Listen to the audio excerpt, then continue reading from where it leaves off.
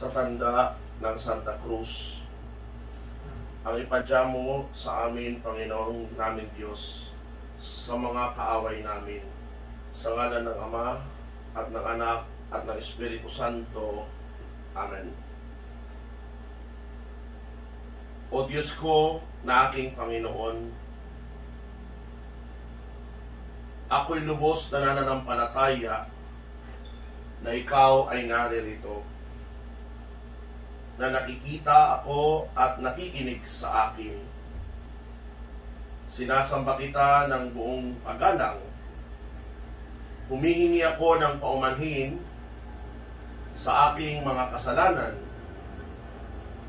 at ng biyayang magamit ko ang sandali ng pagninilay nito ng kapakipakinabang, aking kalinis-linisang ina, San Jose ang aking ama at amo, aking anghel na tagatanod, ipanalangin ninyo ako.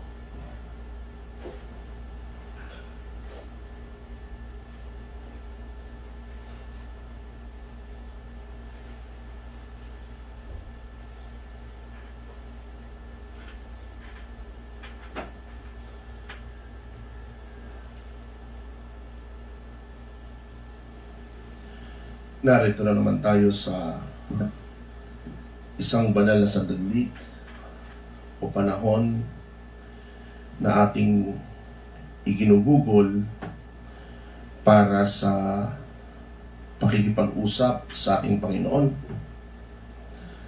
Marahil magtataka kayo na sa kauna-unahang pagkakataon ang ating pagdarasal ay magiging sa wikang Tagalog. Sa kadahilanan na marami rin sa ating kapatid sa pananampalataya ang nangangailangang gabayan sa panalangin personal, sa kapakikipag-usap sa Diyos, sa lingwahe o pananalita na kanilang ginagamit araw-araw.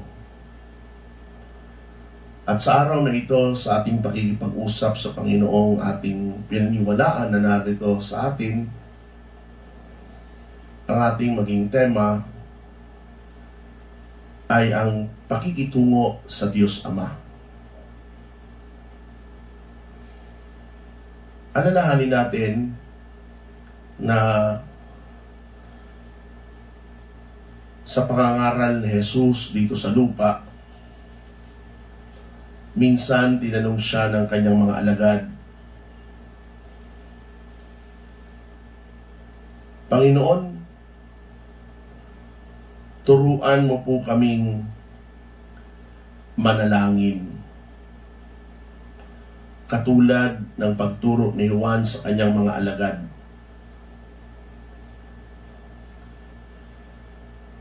Sinabi ni Jesus, kung kayo'y mananalangin,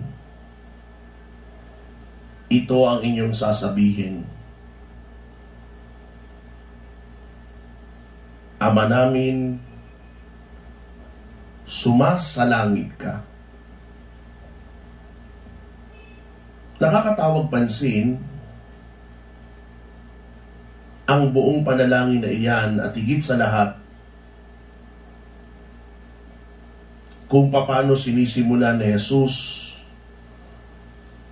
ang panalangin itinuro niya sa atin.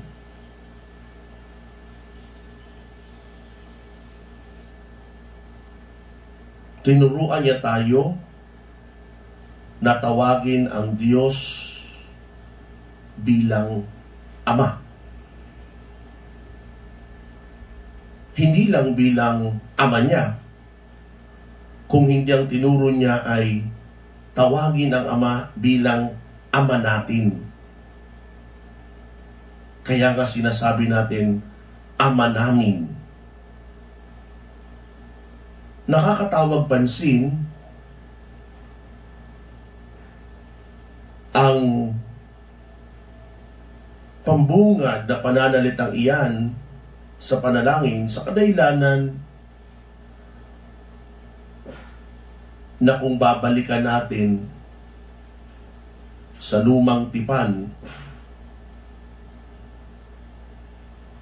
mula na nagpakilala ang Diyos sa mga patriarka, kay Abraham, kay Isaac, kay Jacob, kay Noe, kay Moses, maging sa mga propeta at sa mga hari, maging sa mga hukom. Walang sino man sa kanila ang nangahas na sa kanilang panalangin tawagin ang Diyos bilang Ama. Kaya nga, sa pamagitan ng pangangaral ni Jesus, sa pamagitan ng turo ni Jesus, binigyan niya tayo ng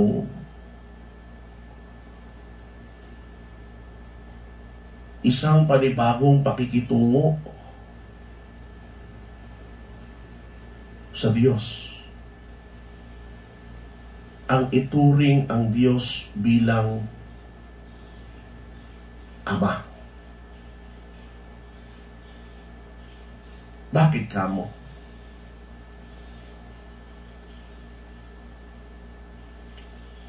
Sa kadahilanan na mas lalong lumalim ang ating ugnayan at relasyon sa Kanya. Suriin na lamang natin para lubos maunawaan. Paano nga ba nakitungo si Abraham sa Diyos nang siya'y tinawag nito?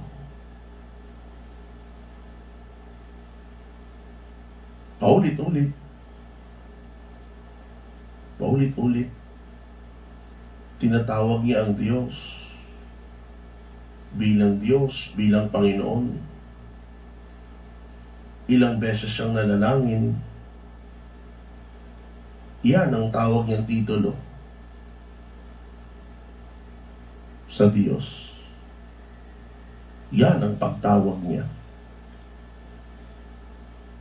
Kahit sa panahon ng kanyang anak at maging sa kanyang apo,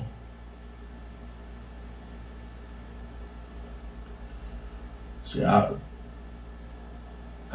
sa Isaac, ganun din ang kanilang panalangin. Tawagin ang Diyos bilang Panginoon, Lord. Pero wala ni isa tumawag sa Kanya bilang Ama.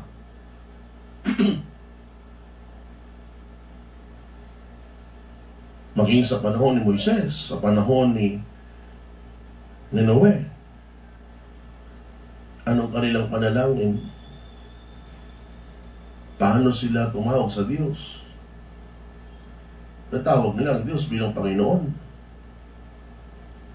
pero hindi tinatawag na Ama. Alam nila na ang Diyos malapit sa kanila. Pero hindi sila nangahas na tawaging Ama. At yan ang napakaganda na ilagay natin sa ating isipan at dapat ipagpasalamat sa Panginoon Jesucristo. Dahil kung hindi sa Kanya, marahil mananatili pa din tayo sa ganoong malayong ugnayan, hindi kasing lapit kapag tinawag natin ang Diyos bilang Ama. At yung igugugol natin sa mga oras na ito, paano nga ba natin mas lalong mapalalim yamang ang Panginoon at Diyos natin ay maaaring tawaging Ama?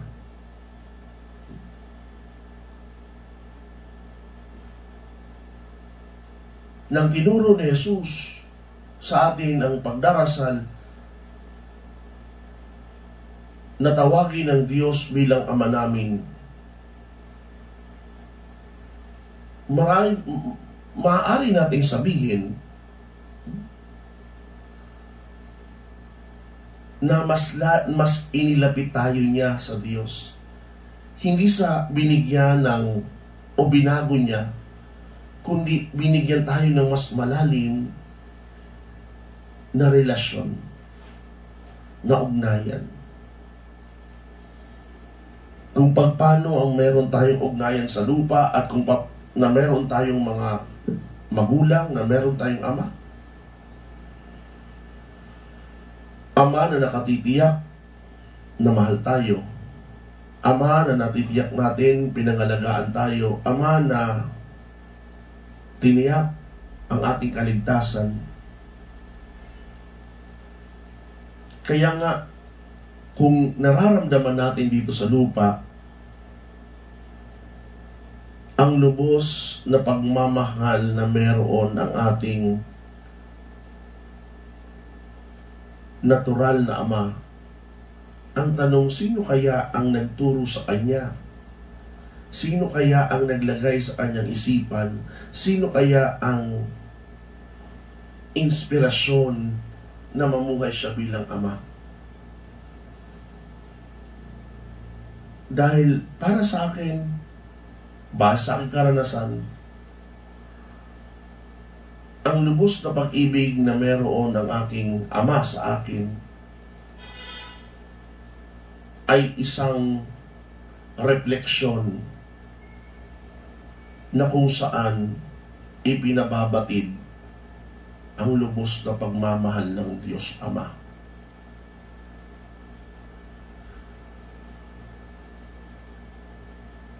Kaya nga,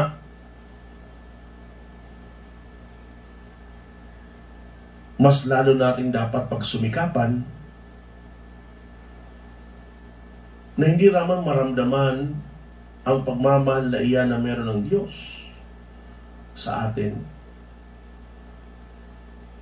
Kung hindi mapunta sa punto na kung saan marunong tayong magbigay kahalagahan at higit sa lahat pasasalamat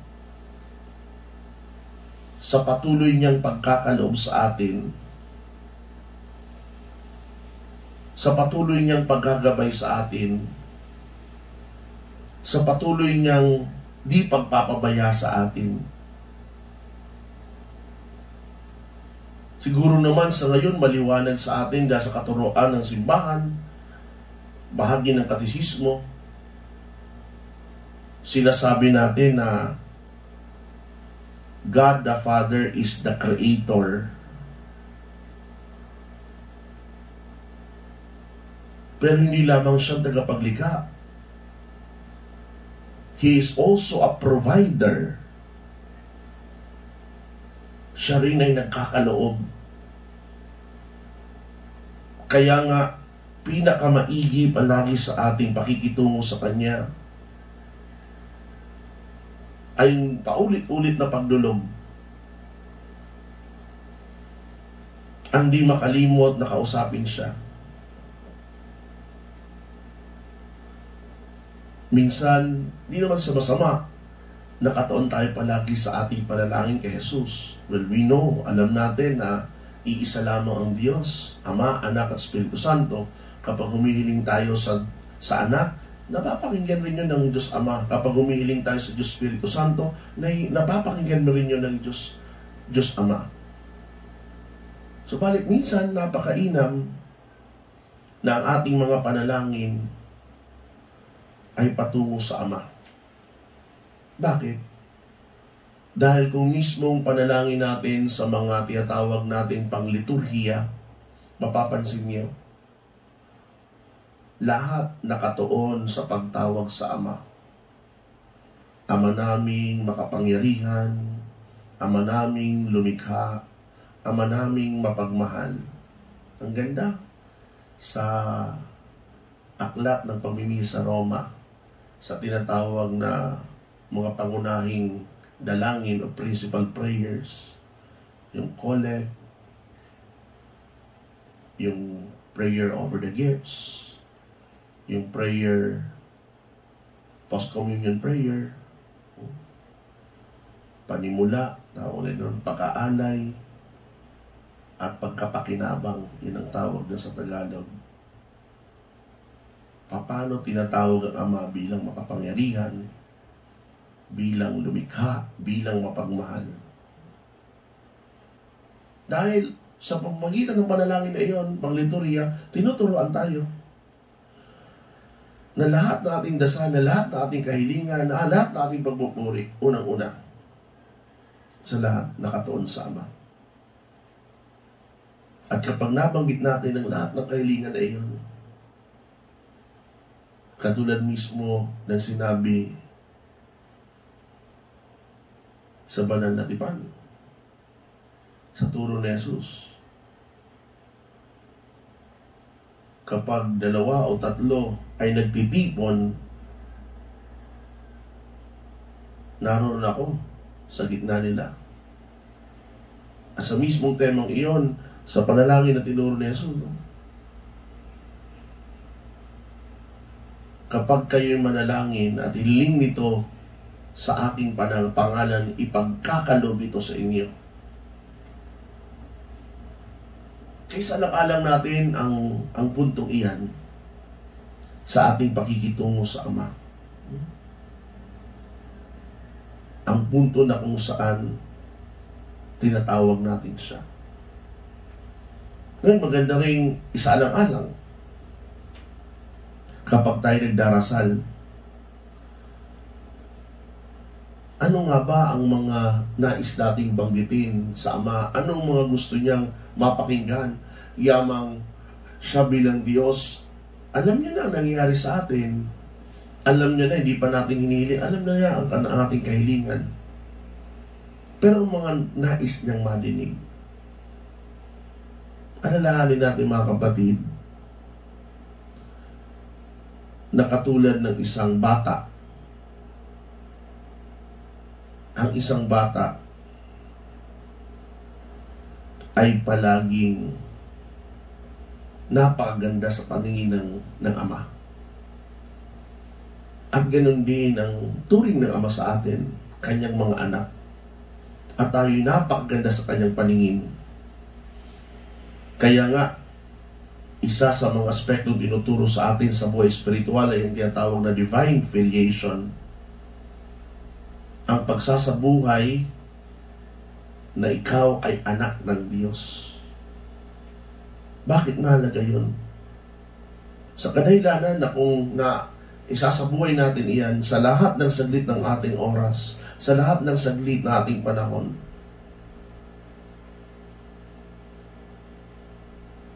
palagi tayong makakaalala na merong umaantabay sa atin. At yun ay walang iba kundi ang Diyos Ama. Dahil katulad na nabanggit ko, mahalaga tayo sa Kanya. At katulad na isang bata, handa siyang makinig sa ating dalangin, sa ating kahilingan. Katulad na isang bata na napakulit kapag may gusto. Paulit-ulit sasabihin sa magulang, please, pwede po ba, bilan mo ako ganito? Ganon din ang Diyos Ama, nais makinig sa ating kahilingan kahit paulit-ulit yan. Pero maliban doon, nais niya rin marinig ang ating pagpupuri, nais niya rin marinig ang ating lubos na paggalang sa Kanya, nais niya rin marinig ang ating pasasalamat sa mga ipinagkaloob niya ng biyaya. Sa madaling sabi, ang Diyos Ama ay nais mapakinggan ang lahat ng nangyayari sa ating buhay. Kung may problema tayo, ba't di natin banggitin sa Kanya? Minsan ito nakakalungkot isipin, kaya natin banggitin, ibahagi sa ating kaibigan, ang ating mga suliranin sa buhay, ating problema, pero hindi natin nabubuksan sa Kanya. Kaya habang tayo nagdarasal ngayon, ba't di natin sabihin sa Kanya, Ama, ito po ang mga mabibigat kong dinadala ngayon. Ama, ito po ang mga problema ko ngayon. Ama, ito naman po aking ipagpasalamat sa inyo at pinagpupuri sa inyo. Dahil ipinagkaloob mong kahilingan kong ito.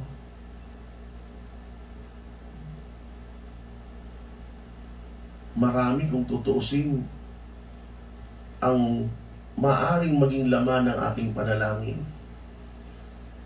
Ang maaari natin sabihin sa Diyos Ama at handang-handa siyang makinig. Hindi magsasawa. Dahil siya ay mapagmahal. At hindi lamang yun. Siya rin ay mapagbigay sa atin kapag alam niya na ang ating kahilingan ay para sa ating kabutihan o di naman kaya sa kabutihan ng ating mahal sa buhay, pamilya, kaibigan, ipagkakaloob niya iyon. Dahil nakikita ng Diyos Ama sa atin na tayo ay mapagmahal rin sa ibang tao. Hindi natin kinakalimutan na ipagdasal rin sila na nangangailangan. Kaya pag sumikapan natin, na yun ang maging laman ng ating panalangin. Na yun ang pakikitungo natin. Subalit alalahanin rin natin na ang pakikitungo natin sa Diyos Ama ay hindi lamang doon sa panahong iginugugol natin kapag tayo nagdarasal katulad ngayon. Kundi pag sumikapan rin natin na araw-araw sa bawat sandali, sa bawat saglit, ang nilalaman ng ating isipan, ang nilalaman ng ating puso ay ang ugnayan sa Kanya na di dapat mawala. Ang ugnayan sa Kanya na bumubukal sa ating pusong lubos na nagmamahal sa Diyos. Kaya kahit ano man pala ang ating gawain, ano man ang ating tungkulin sa buhay, profesional, dapat di mawala iyon, ang ugnayan sa Diyos Ama. At yan ay mangyayari lamang kung may sasabuhay natin ang tinatawag na presensya ng Diyos sa pamamagitan ng maliliit at konkretong dasal. Halimbawa, paglalabas tayo ng bahay, sabihin mo, Ama, gabayan niyo po ako. Or Ama, huwag niyo po akong pabayaan. Dahil di natin alam, sa panahon ngayon, isang biyaya kapag ikay nakabalik ng buhay, ng kompleto na walang sakit sa iyong tahanan.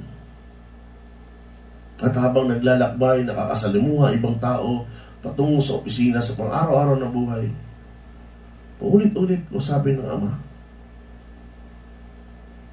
Yun ang kagandahan sa ating pakikitungo sa Diyos. Dahil di mo kailangan ng spesipikong lugar para masabi ang mga maliit na panalangin iyan.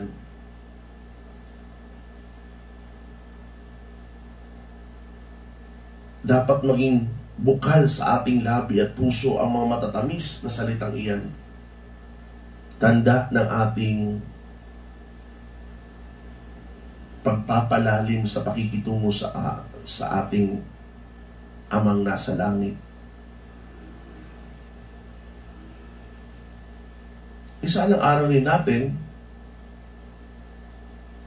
na sa ating pakikitungo sa Kanya,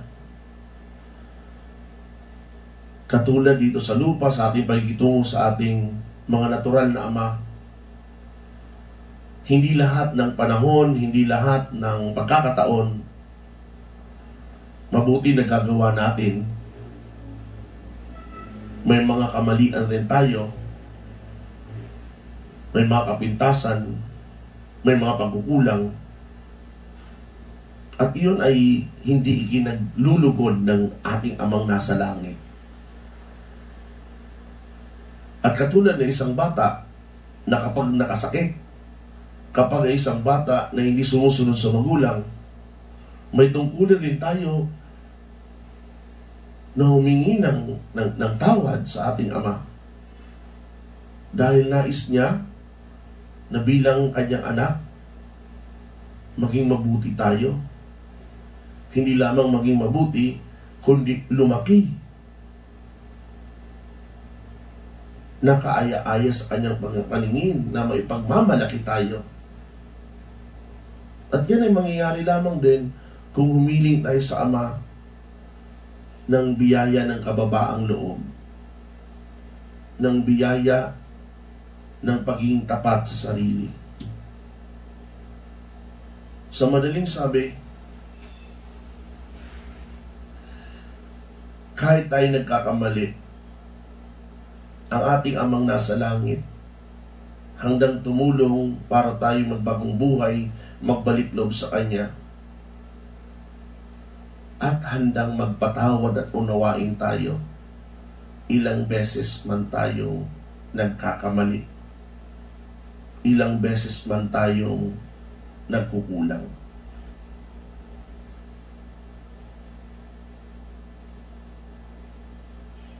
Kaya pagsumikapan natin ang mga puntong ito ng ating pagninilay, na sana maiksa katuparan natin sa ating pang-araw-araw na gawain. Dahil kung ang mga aral na ito na napulot natin ay talagang magdulot sa atin ng tunay na pagbabago, ako'y nakatitiyak na mas lalo tayong magiging maligaya. Dahil alam natin na mas napapalapit tayo sa Diyos na siyang nais ng Panginoong Jesucristo. Ika nga, habang tayo napapalapit sa Diyos, mas lalo nating naralaman ang Kanyang kagustuhan, ang Kanyang kalooban. At yamang nalaman natin iyon, ang hamon sa atin, isabuhay yan, gawin iyan.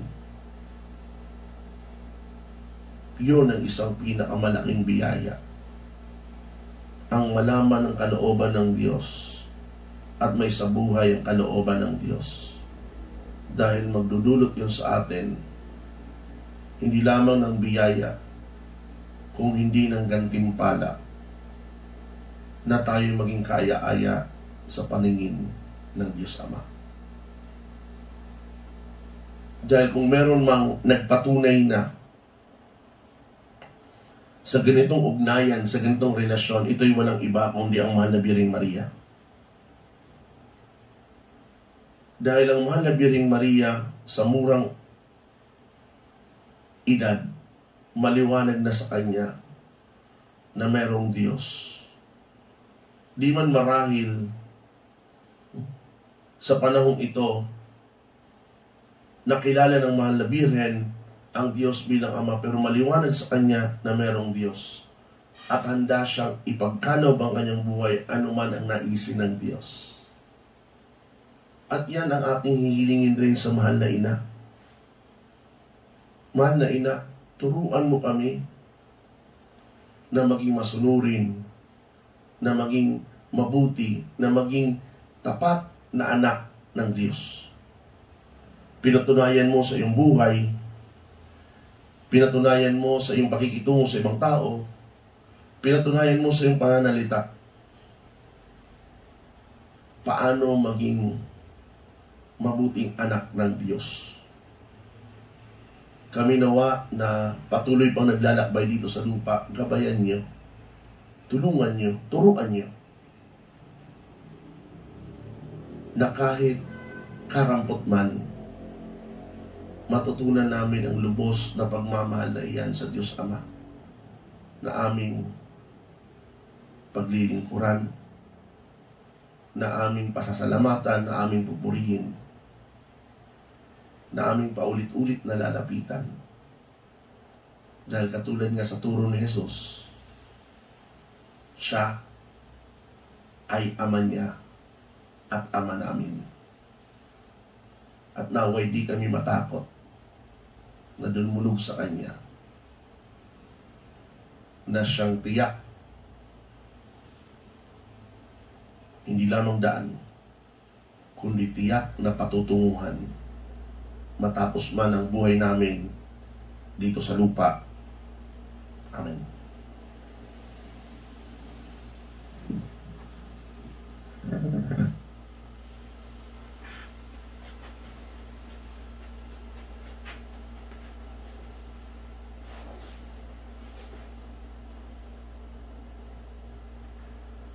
Salamat po, Diyos ko, sa mabubuting pagpapasya,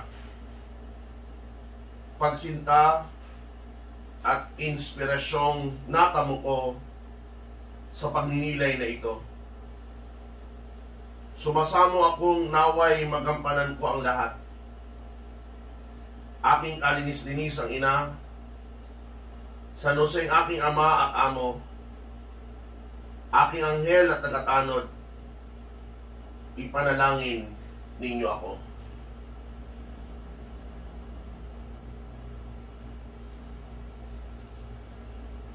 Sa ngalan ng Ama, ng Anak, at ng Espiritu Santo. Amen.